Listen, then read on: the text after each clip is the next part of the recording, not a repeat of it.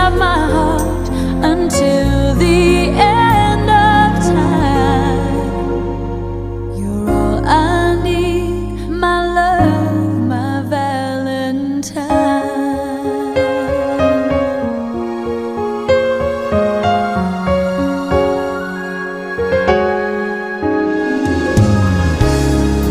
All of my life I have been waiting for all you give to me. You've opened my eyes and shown me how to love unselfishly. I've dreamed of this 1,000 times before, but in my dreams I couldn't love you more. I will give you my heart until the end of time. You're all I need, my love, my Valentine.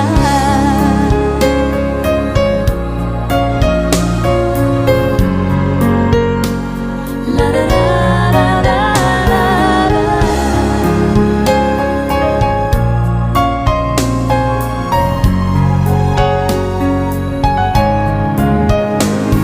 And even if the sun refused to shine, even if romance ran out of rhyme, you would still have my heart until the end of time. 'Cause all I need is you, my Valentine. Oh, you're all I need, my love, my Valentine. Oh.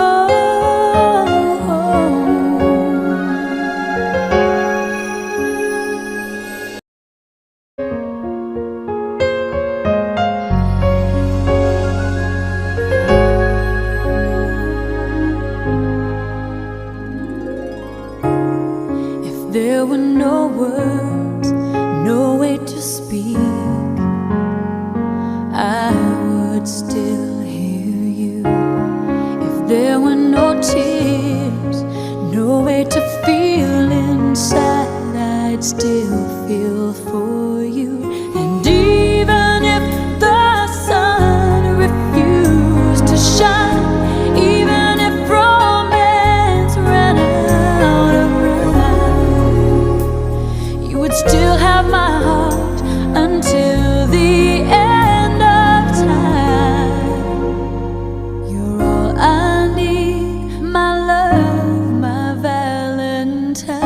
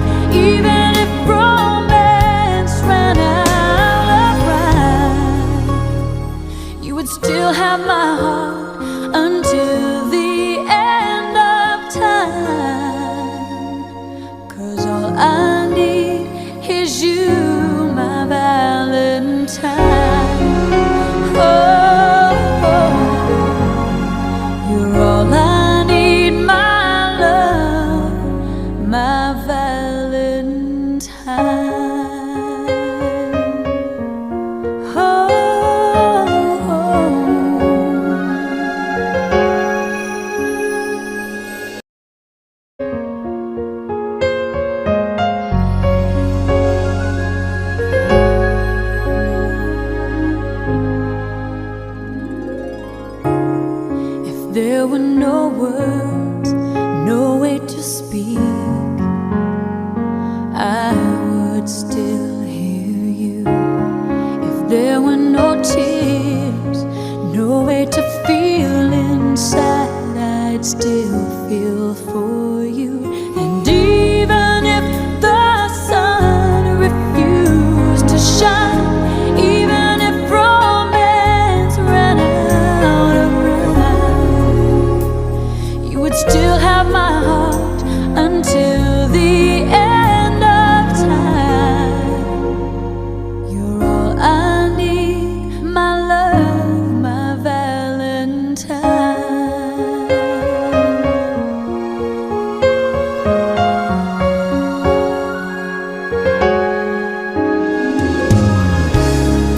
All of my life I have been waiting for all you give to me. You've opened my eyes and shown me how to love unselfishly. I've dreamed of this 1,000 times before, but in my dreams I couldn't love you more. I will give you my heart until the end of time. You're all I need, my love, my Valentine.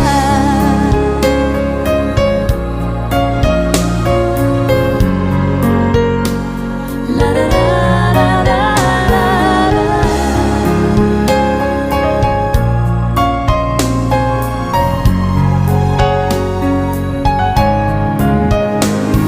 And even if the sun refused to shine, even if romance ran out of rhyme, you would still have my heart until the end of time. 'Cause all I need is you, my Valentine. Oh, you're all I need, my love, my Valentine. Oh.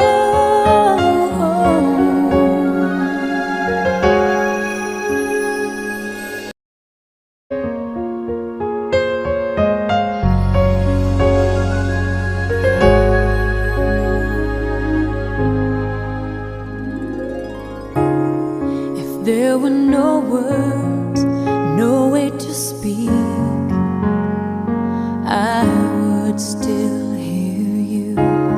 If there were no tears, no way to feel inside, I'd still feel for you.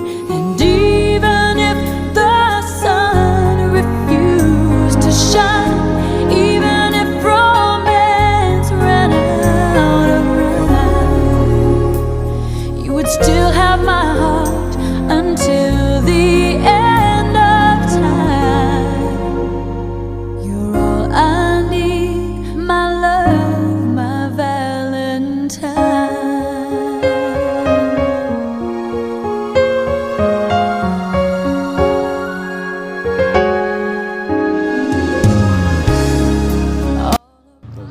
Good morning. Isang mapagpalang araw po mula sa lahat. So ngayon po ay magbibigay lang po ako ng mensahe ng aking anak na nagdebut noong Feb 18. Pangarap ng isang ama at anak na makita ng bawat isa dahil since 18 years mula sa sinapupunan ng kanya na hindi pa talaga kami nakikita. Kaya ito na yung pagkakataon na ma-meet ko siya or ma-meet ko siya in personal. Kung mauna man to or mahuli ng mga balbas natin. Gusto mo pang ikwento ko itong latest na lang napaganda ng aming experience or super marami po ang experience na aking naramdaman nung time na nandun ako sa piling at personal ko siya nakita ever since 18 years ago or 18 years na ang nakalipas bago kami nakikita. So yun po yung gusto ko lang po, kasi hindi ko po kasi nasabi sa kanya in personal. Siguro yung gusto ko kasi talaga na maramdaman niya na mahal ko siya, pero hindi ko naiparating or naipadama, although na nandun ako in personal. Pero yung pinaka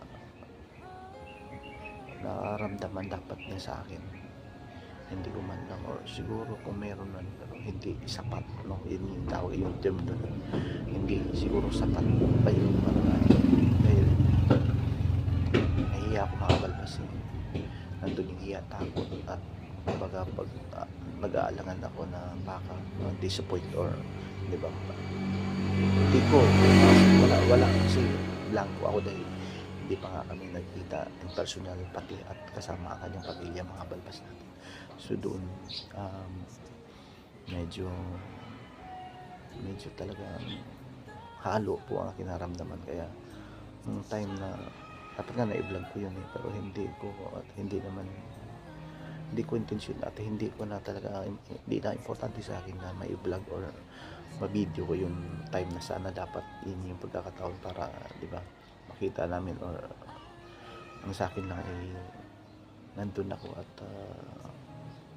sabik at talagang yung pananabik mabalbas natin ay nandun bilang isang ama, kung sino man, at wala talagang sa akin kasi ever since talagang sobrang ang aking naramdaman halo, no? Sobrang halo ang aking naramdaman dito.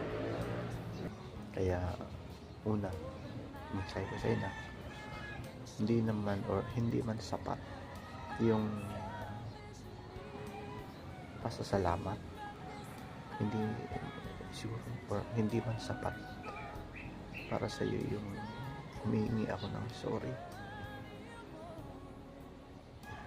pasensya, napakawala akong kwentang ama, kaya naiyak nga ako doon sa mismong event dahil wala akong masabi sa lahat ng pamilya at sa lahat ng tumalo, dahil ano ba ang sino ba ako at pagmamukha ko sa inyo na wala, at sa loob ng 18 years hindi ko man lang naipadama sa iyo at maibigay sa iyo yung mga kinakailangan na time na wala man lang kahit ni anino, or wala man lang kahit na basta na ito lang masasabi talaga. Ang sakit, halo, masakit para sa akin dahil hindi tayo nagkita mula noon. Gustuhin ko man pero ayaw ng panahon, ayaw ng taghana. Kaya nung nagkita nga tayo ng personal, gusto ko maiyak pero wala akong karapatan. Yun yung feeling ko wala akong karapatan bilang isang ama mo nga, sa pangalan na ama mo lang, pero pagdating doon sa obligasyon hindi ko talaga naiparamdam sa'yo. Kaya gusto ko man umiyak, gusto makita kaya akin na mahigpit, pero pakiramdam, feeling ko talaga wala akong puwangsa at wala talaga akong karapatan Kaya napakabait nyo, nabigyan nyo pa ako at talagang nandun kayo malalay sa akin. Kaya ito na, mahal na nga kita, yung masabi ko sa'yo, sana alam ko masakit sa'yo, nasa malilo mo sa akin. Lahat naman siguro kayo noong una, kahit naman siguro ngayon, pero swerte ko lang dahil hindi rin pinapakita sa akin sa loob ng 18 years ba naman, mga balbas. Hindi ko man nang ipadarama sa aking anak yung pagmamahal bilang ama. na dapat maramdaman ng isang anak. Kaya, sorry na dahil ito nangyari kasi. Kaya nakamagitan dito sa vlog ko dahil lagi ko kasi yung tatay mo, sana kahit sa ganitong paraan ay ipandarap ako sa iyo yung mamahal, yung asong ayaw pumayag. Kaya na mga kapaldas natin na sulit po, no? So mga hindi nakakalam po, meron po akong panganay inanak na ni minsan or ever since 18 year wala pa sinapupunan mo na pagbinuti siya ng kanyang nanay. Hindi po talaga kami nakita. Kung sa iba yung nangyari ba, pinakwil na ako kay anak. Sobrang pasensya napapili kila nanay, kila tatay, kila sila bahal ito. Siyempre lahat kayo dyan, pasensya na sa nagawa akong rin kung hindi ko tanggap or nakapatawad yung sarili ko kung meron naman sa akin, diba? Kasi nangyari kasi yun sa mga balbas ito sa akin na insinugod pala siya sa hospital noong time na or yung alin niya is ang edad niya 4 years old, tama po ba? Kaya yun, wala man lang tatay at wala man lang sila na dapat alam ko dapat yun gustuhin ko man na nandun ako, pero hindi kontak na hindi ko alam, no? Basta kayo na yung kwento ng buhay ko, no? Kahit na nandyan or ang hirap mga malpas natin, kasalanan ko na mga ito. Kaya ito papaway ko sa mga anak. Ito tama na, ayoko nang drama, kadrama na siguro baka sabihin mo dahil vlogger ako, content na, hindi po. Totoo po yung nakamdaman, yung pakiramdam mo kasi talaga halo mo. So yun po, no, unang pasensya, no? Sorry. At ngayon babawi si Papa na alaman kita na hindi masasabi sa inyo personal yun na hindi nakita na basta nakalimutan kasi blanco nga po ako nung time na nandun tayo in personal, pero ngayon napabawi po si Papa. Pahalamati na lang gawin ko lahat, no? Nangako naman ako sa lola mo, sa paano na lola mo na nakakatapos ka talaga. Basta lahat na sa akin sana mapapatawad mo ko, sana kasi ilang naiya kasi siya sa akin ng balbas na naiya yung anak mo, kaya sana dahil yung time na open ka pala lahat, no? Yun lang naman po.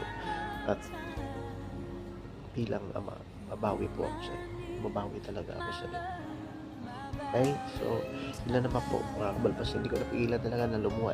Wala namang kayo magawa sa akin dahil akin ko at siyagay ko ito. Kaya mga kabalbas natin, thank you at sa lahat ng mga sumusuporta, sa lahat ng mga nandun, nagpapasalamat po ako sa inyo, lahat ng mag-anak, mga kaibigan niya, friend niya, no? Lahat po ng mga nandun.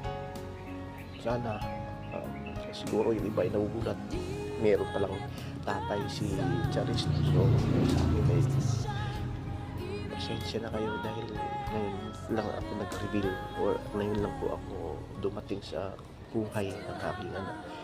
18 years pa na nakalipas na, very talagang yung tinatawag na guilty, no? Yung tinatawag na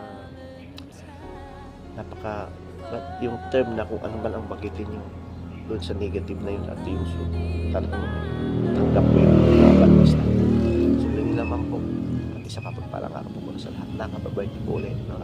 Happy Golden kasi February 18 din, pag-18 siya, Happy Golden na sabi nga ng panganay ko dito, Happy Golden birthday, no? So yun lang po, message ko sa'yo, maingay na po kasi sa labas. Thank you at mabuti lahat at sana po, no? Enjoy mo lang yung life mo, nandiyan ka na. Tapos syempre, di ba, mga struggle, sana makasama ko dyan.